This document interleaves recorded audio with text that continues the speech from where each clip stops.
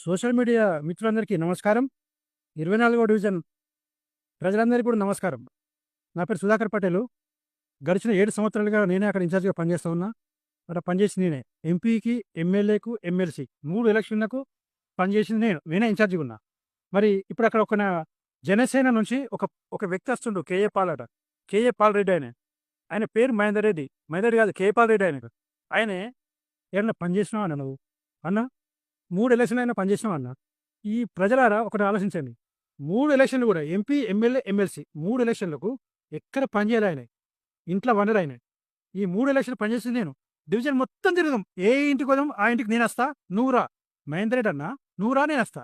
ఈడ అడుగుదాం. అసెంబ్లీ ఎన్నికలైనా ఎంపీ, ఎమ్మెల్సీ. నేను పని చేసినా, నువ్వు పని చేసినా, ఆ ఓటర్లను అడుగుదామన్నా. ఇంటింటికి ఓటర్లను అడుగుదాం. ఏడవన్నామని 7 సంవత్సరాలు. ప్రజలారా ఇట్లాంటి మోసగాళ్ళని నమ్మితే గోసపడతారు. మళ్ళీ ఇప్పుడు వచ్చిండు. మున్సిపల్ ఎన్నికలు రాగానే బయటకొచ్చిండు. వచ్చి నాకు బీజేపీ టికెట్ ఇస్తలేదు, బీజేపీ టికెట్ ఇస్తలేదు, బీజేపీ టికెట్ ఇస్తలేదని ముసలి కన్నీరు కారుస్తుండు. ఈయన కన్నీరు చూస్తే కమలాసన్ కింద పడతాడు, చిరంజీవి కింద పడతాడు, అమితాబ్ బచ్చన్ కింద పడతాడు. ఈయన దొంగేడు చూస్తే ఆస్కార్ అవార్డు ఈయనకే ఇస్తారు తీసుకొచ్చి. ఆ గంత నటనపరుడు ఈయన. నటనలో జీవిస్తాడు నటనలో. అటువంటి వ్యక్తి ఈ మహేందర్ రెడ్డి, కేఏ పాల్ రెడ్డి. ఈయన మహేందర్ రెడ్డి కాదు, కేఏ పాల్ రెడ్డి. అంటే ప్రజలారా ఒక విషయం గుర్తించండి. పార్టీ వల్ల ఈయన లబ్ధి పొందిండు తప్ప పార్టీ వల్ల ఈయన లబ్ధి పొంది ఈయన వల్ల పార్టీ లబ్ధి పొందలే. పార్టీ ఈయనను ఎదగనిచ్చింది. నీకు జనరల్ సెక్రటరీ ఇచ్చింది టౌన్ బీజేవైఎం. బీజేపీ టౌన్ ప్రేరణ చేసింది. 2 సార్లు టికెట్ ఇచ్చింది. 2 సార్లు టికెట్ ఇచ్చింది నిన్ను గుర్తించి.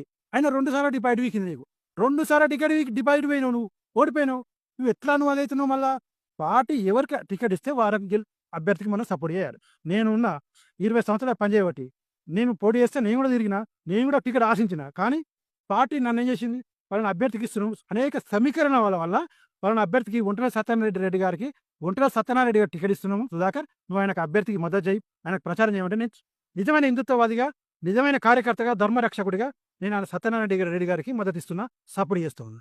నువ్వు బేతిమైంద్రుడు అన్నా, నువ్వు నిజమైన కార్యకర్తవు అయితే, ధర్మరక్షకుడు అయితే చలో బీజేపీ చెప్పింది కదా, బీజేపీ సిద్ధాంతం కట్టుబడి సత్యనారాయణ రెడ్డి గారికి మద్దతు ఆయన ప్రచారం చేద్దాం, ఆయన గెలిపించుకుందాం, తీసుకపోయి సంజయ్ దగ్గర కూర్చోబెడదాం. కేంద్రం నుంచి నిధులు వస్తాయి, సంజయ్ నిధులు తీసుకొస్తాడు, మన డివిజన్ అభివృద్ధి చెందుతుంది. అంతేనా కదా? నిజమైన కార్యకర్త గిట్ల పనిచేయాలి కానీ ముసలి కన్నీరు కార్చుకుంటూ, దొంగేడు పేర్చుకుంటూ, బీఆర్ఎస్లో గూట్లో దూరుతూ, కాంగ్రెస్ అని టెంట్లో కూర్చుంటూ, రాత్రి జనసేన బీఫామ్ తెచ్చుకొని ఇంట్లో పెట్టుకొని బీరువాల మళ్ళీ బీజేపీ నుంచి నామినేషన్ అని చెప్తావు, జనసేన నుంచి నామినేషన్ వేస్తావు, జనసేన నుంచి బీఫామ్ తెచ్చుకుంటావు.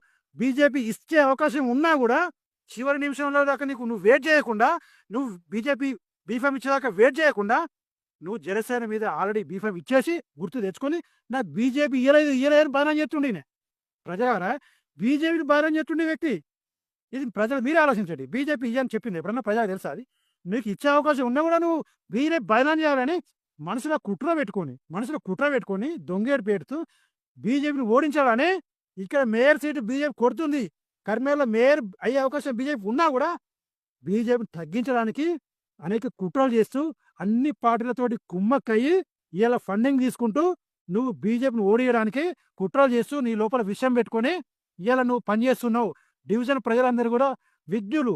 24వ డివిజన్ ప్రజలారా, మీరందరూ తెలివిగల విజ్ఞులు, మీరందరూ ఎడ్యుకేటెడ్ పర్సన్స్. ఆలోచించండి ప్రజలారా. నేను పనిచేసిన డివిజన్, నేను డీమార్ట్ దగ్గర మీటింగ్ పెట్టుకుంటే ఆయన మందిని తీసుకొచ్చుకొని, ఆయన రౌడీలను తీసుకొచ్చుకొని నా మీద దాడి చేయించిండు.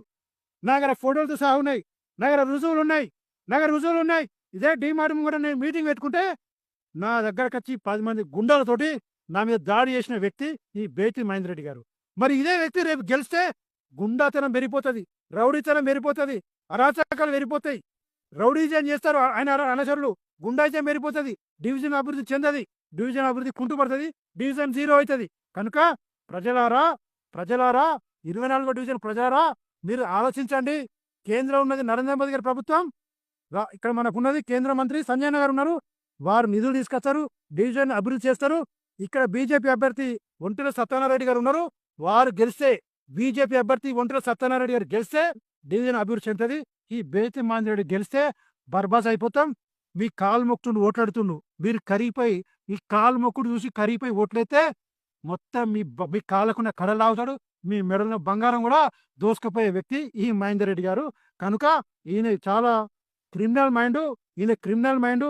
చూస్తే చిన్నవాడు కానీ తార్చేటంత ఆలోచనలు ఉన్నాయి. మోసకారి, ఈయన మోసకారి మాటలు నమ్మితే డివిజన్ అభివృద్ధి చెందది.